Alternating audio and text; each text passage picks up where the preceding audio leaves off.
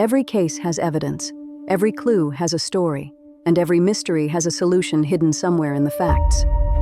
The question is, can you find it before we reveal the answer? This is the case file.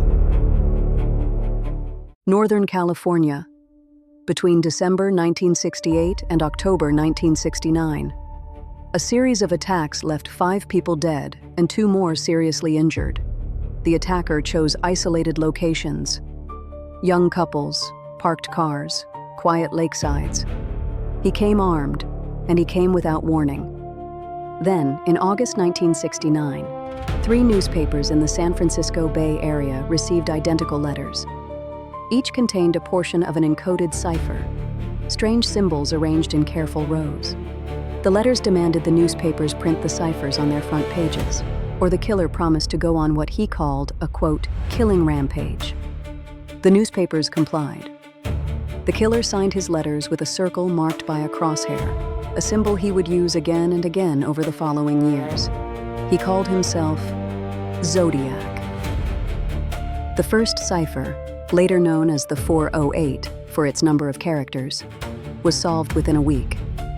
Not by police, not by the FBI, but by a husband and wife team of amateur codebreakers in Salinas, California. Donald and Betty Harden worked through the cryptogram at their kitchen table. The decoded message read, in part, "I like killing people because it is so much fun. It is more fun than killing wild game in the forest because man is the most dangerous animal of all." The letter that followed days later began with a sentence that would become infamous. "Dear editor, this is the Zodiac speaking." For the first time, the killer had a name, one he had chosen for himself. Over the following months, Zodiac sent more letters. He claimed responsibility for murders both confirmed and unconfirmed. He taunted police investigators directly. In one particularly disturbing letter, he threatened to attack a school bus and, in his own words, pick off the kiddies as they come bouncing out. The threat caused widespread panic across the Bay Area, though it was never carried out. In November 1969, Zodiac sent a second, longer cipher. 340 characters, more complex than the first. He seemed almost to be issuing a challenge, as if the easy solution of his first cipher had stung his pride. This second cipher, the 340, would not be solved for 51 years. That is the central evidence in this case. 5 known murders, a killer who wrote constantly to the press, taunted investigators by name, and embedded secret messages in code he claimed would reveal his true identity. You now have what investigators had to work with for decades. So here is the challenge.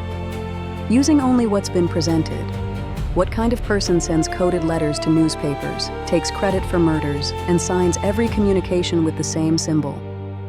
What does the act of creating a cipher, rather than simply confessing, suggest about how this person sees himself?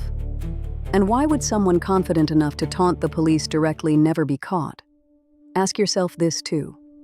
If the first cipher was solved within a week and revealed nothing but a generalized confession, no name, no address, nothing identifying, why would Zodiac claim his ciphers would reveal his identity at all?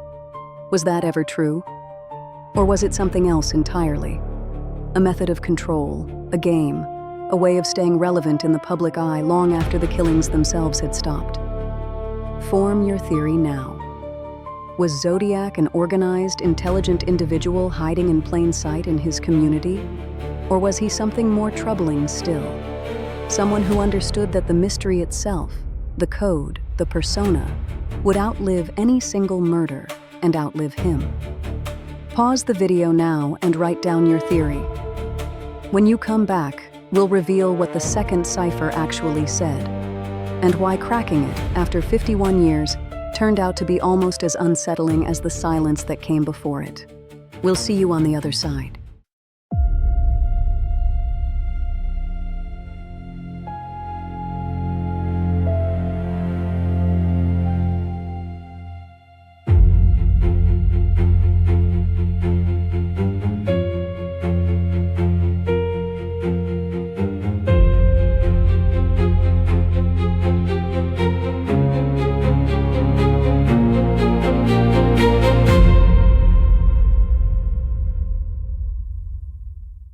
For half a century, the 340 cipher defeated some of the most capable codebreakers in the world: military cryptographers, the CIA, the NSA, hobbyists and academics. All failed. In 2020, 3 amateur codebreakers, David Orenchak, a software developer in the United States, Sam Blake, a mathematician in Australia, and Jarl van Eyck, a programmer in Belgium, approached the problem differently.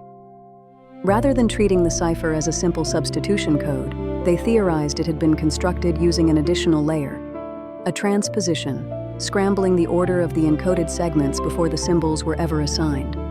Using custom software, they tested roughly 650,000 possible variations. In one of those variations, 2 words suddenly emerged where there should have been only noise. From there, they worked the remainder by hand.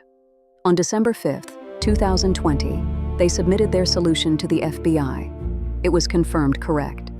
The decoded message read, "I hope you are having lots of fun in trying to catch me.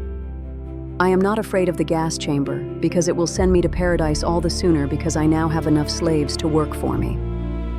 Note the misspelling of paradise, an error that matched spelling mistakes found consistently across Zodiac's known letters, lending strong authenticity to the solution. 51 years of effort.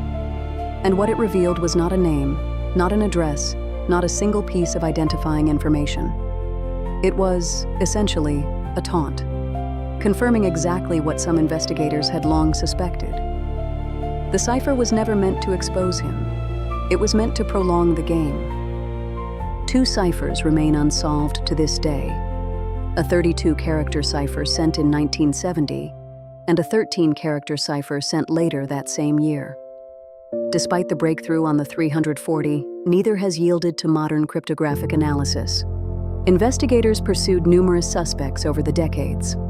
The most persistent name was Arthur Lee Allen, a convicted child molester living in Vallejo, California, who matched several witness descriptions and had access to a typewriter consistent with one used in Zodiac correspondence. Police searched his home in 1991 and found bomb-making materials, knives, and ammunition.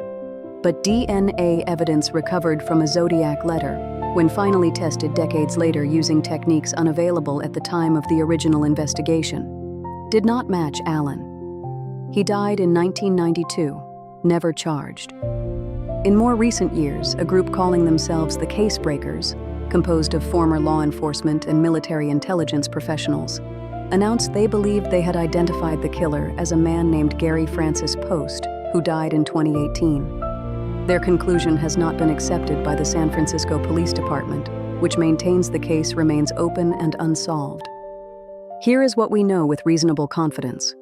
A highly organized individual, intelligent enough to construct working ciphers and confident enough to communicate directly and repeatedly with police and press, committed at least 5 murders between 1968 and 1969, and very likely more that were never definitively linked.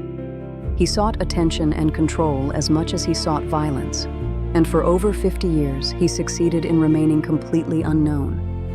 Here is what we still don't know: his true identity, the contents of the 2 ciphers that remain unsolved, and whether he stopped killing or simply stopped writing.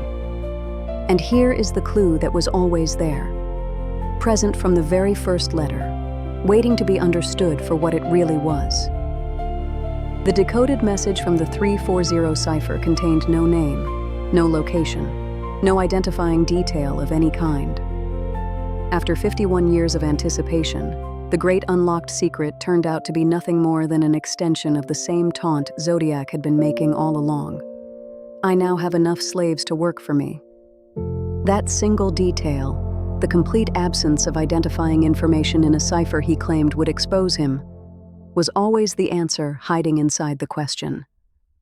Zodiac never intended his ciphers to reveal who he was.